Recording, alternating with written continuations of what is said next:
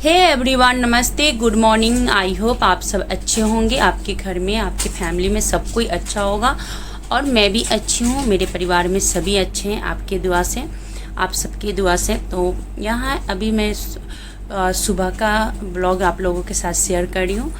तो यहाँ मैं उठ चुकी हूँ और झाड़ू वगैरह लगा करके आज मैं बाबू को स्कूल नहीं भेजी। तो आज मुझे थोड़ा सुबह में टाइम मिल गया था क्योंकि उसको फीवर था। उसको फीवर 99 फीवर था, 99 से थोड़ा सा ज़्यादा था।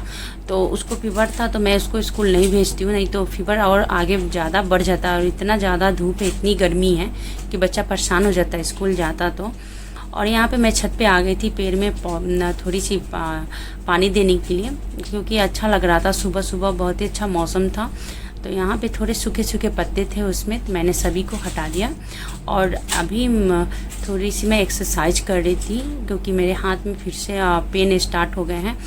और जब मुझे पेन स्टार्ट होते हैं तभी मुझे एक्सरसाइज का याद आता है, नहीं तो मैं भूल जाती हूँ। जब भी थोड़ा आराम मुझे मिल जाता है तो मैं बस भूल ही जाती हूँ, मैं नहीं कर पाती हूँ और ध्यान भी नहीं आता है मुझे। मेरी यही प्रॉब्लम है, जो कोई प्रॉब्लम रहती है तो याद रहता है और थोड़ी भी आराम होती है तो बस मैं भूल जाती हूँ। तो यहाँ पे मुझे डॉक्टर ने ही मुझे ये एक्सरसाइज बताया था करने के लिए, ताकि करती हूँ तो मुझे वैसे इससे बहुत ही ज़्यादा फ़ायदा होता है। तो मैं जब भी मेरे सर्वाइकल पेन बढ़ जाते हैं तो मैं इसे कर लेती हूँ तो मुझे राहत मिल जाती है। और यहाँ पे मैं थोड़ी सी टहल रही थी छत पे। और सुबह सुबह अच्छा लगता है, अकेले अकेले शांति लगता है अकेले अकेले टहलना। तो अभी कोई नहीं उठा था तो मुझे बहुत अच्छा लग रहा था यहाँ पे। और मैं ना अभी मम्मी को और पापा को, वो लोग तो वैसे ही सुबह में पता नहीं कितने बजे उठ जाते हैं। मुझे तो लगता है कि वो कभी 4 बजे से ही उठ जाते हैं। उनके उम्र में होता है ना, नींद जल्दी नहीं आता है और लोग सुबह में उठ जाते हैं। मेरी मम्मी पापा, मेरे मायके में जो मेरी मम्मी पापा हैं, मैं उनके बारे में बता रही हूँ, वो लोग भी सुबह में ही मतलब कि 4 बजे ही भोर में उठ करके बैठे रहते हैं। तो ऐसे ही मेरी सासू माँ और मेरे ससुर जी हैं, उनका भी यही हाल है, वो लोग भी सुबह में ही उठ जाते हैं।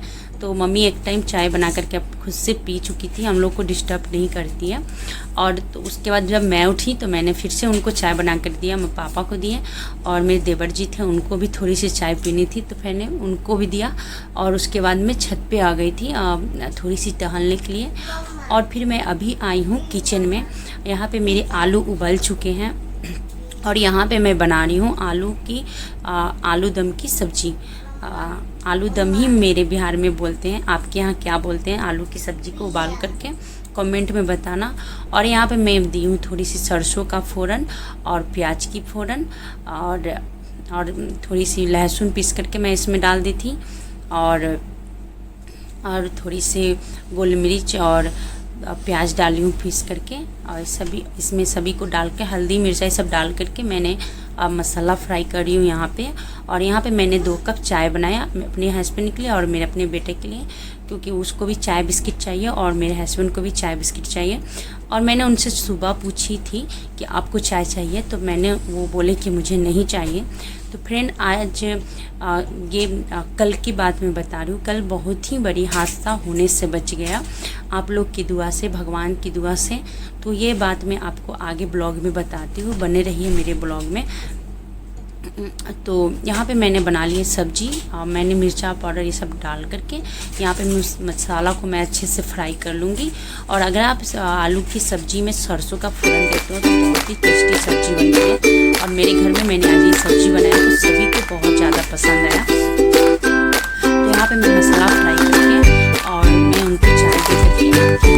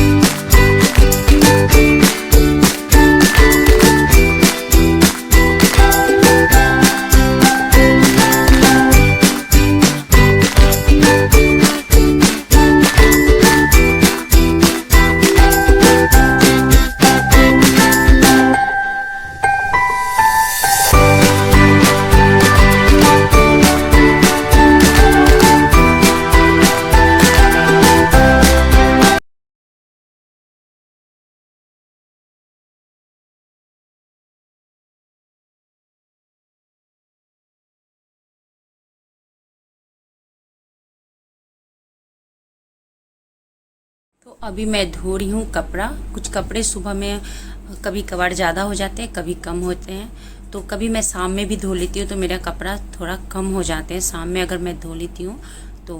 नहीं तो मैं अगर सुबह में अगर सारा कपड़ा धोऊँ तो मुझे तो 1-1.5-2 घंटा तो मुझे कपड़ा ही धोने में लग जाएगा, क्योंकि मेरी बेटी और मेरे बेटा दोनों अगर नहाता है तो दोनों दिन में 2-3 बार नहा लेता है। जब भी पानी चालू होता है ठंडा वाला तो ये लोग हमेशा पानी में ही नहाते ही रहता है।